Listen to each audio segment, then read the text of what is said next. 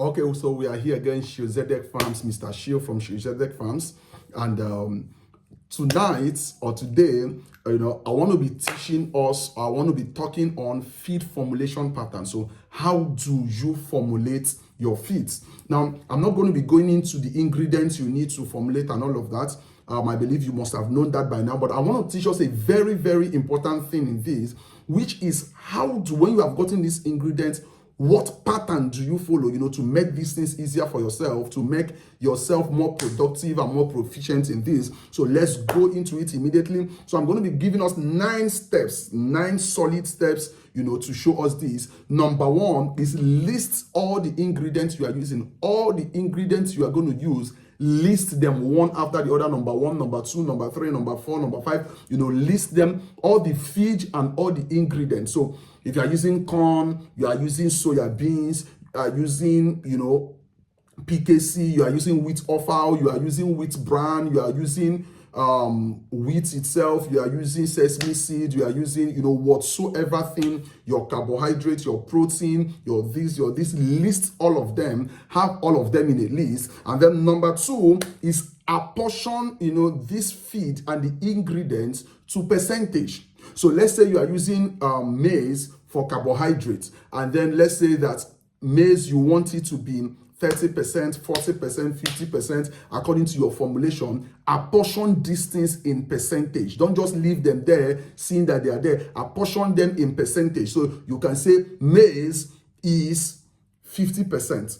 And then soya beans, maybe full fat soya that you are using, or solvent extract soya that you are using, is 30%. And then your wheat offal is this percent. So apportion these things in percentage. And then after that, this takes a lot of mathematics to be able to do this, so because the person that gave you the feed formulation may have given you in weighings. But the first thing is apportion them in percentage. And after the percentage, the 4th step is convert this percentage to weight.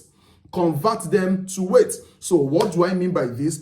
If you are going to be mixing a 100 kg of feed, for example, you will know that if your maize is meant to be 50 kg, that means 50%, right?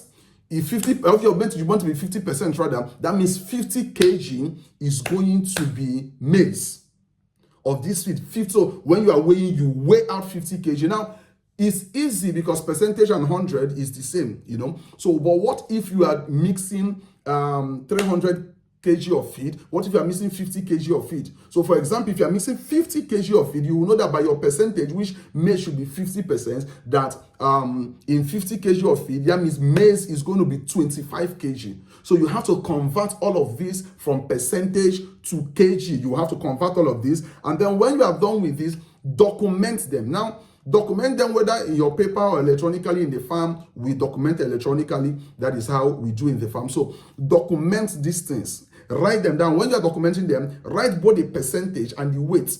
The particular amount of feed you are using to document. For example, in our farm, you will see, if you see where we document, you will see us say, okay, maize, you will come beside it and we write, okay, so let's say we write headings 100 kg.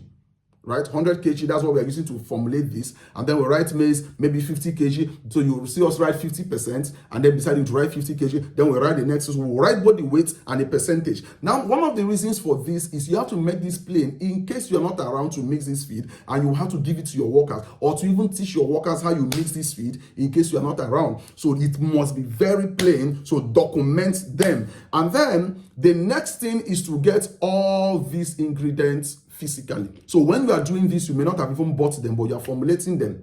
So the next thing after this is you now have to get these things physically and weigh them. So you get the ingredients you want to use, maize, you get whatsoever thing, whether spaghetti dough, whether it is maize, whether it is wheat, whatever you want to use for your carbohydrate, you weigh it in a weighing scale. In our farm, we have a 3-ton, floor weighing scale. So you get it, you weigh it, then you pour it on the ground. And then make sure where you are pouring this is a cemented place, a ground that have already been floored and dry and neat.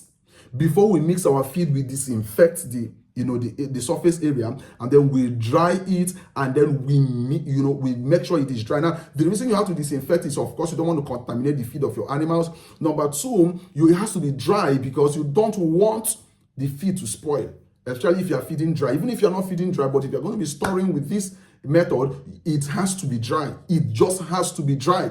So make sure the place is dry, weigh it, pour it. Now, if you look on the screen, you will see where we are weighing these things, and then we are mixing them. You will see, the video, all of that. So this is how we do this. So after you have weighed them, mix thoroughly. See, for example, the first time I was showing my workers how to do our feed formulation, we mixed about 150 kg of winner's feed, and then we mixed about 200 and something kg. But guess what? In our farm, we mix as high as 1 ton of feed at once. 500 kg for winners, sometimes 1 ton, more than 1 ton at once. So when we are doing this, you will need to mix thoroughly. Remember that for some of us, we use additives like lysine, micronutrients, macronutrients, lysine, mentonin, for some people that use that. And then for some people that use other forms of concentrate, that these concentrates, sometimes they are in very minute. So if you don't mix these things thoroughly, you will find out that there are some portions of the feed that will not have these micronutrients, some of these enzymes and whatsoever, toxin binders and all of that. And if they don't have it, that means at the time where that animal is consuming that needed nutrient is not coming in. So you see, you will have to mix thoroughly. Make sure you mix thoroughly. And when you are done mixing, like you're seeing on the screen, you bag them.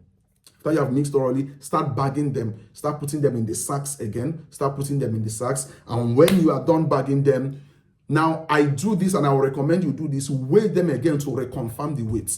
So while we are putting 50 kg of this, of course, if you sum it up, you are going to know how many kg, but reweigh them again. We do that. We reweigh again to now confirm how many, kgs, how many tons that we've been able to mix successfully. And once we do that, the next thing is you document that this is how many this thing we mixed, just for your farm records, and then store them in a very dry place. Store them in a very dry place, possibly place planks on the floor, and then store them, especially if you are mixing in bulk. Your feed must not be contaminated, must not spoil, must not start having molds and all of that. So if you practice this, you will see that feed formulation will be easy. And while serving, even if you want to serve wet, you just measure what you want to serve, and then you add water to it. But if you're serving dry, kudos, it makes it easy. I hope you've been able to learn something in this video. This is Mr. Shio, Zedek Farms, Nigeria.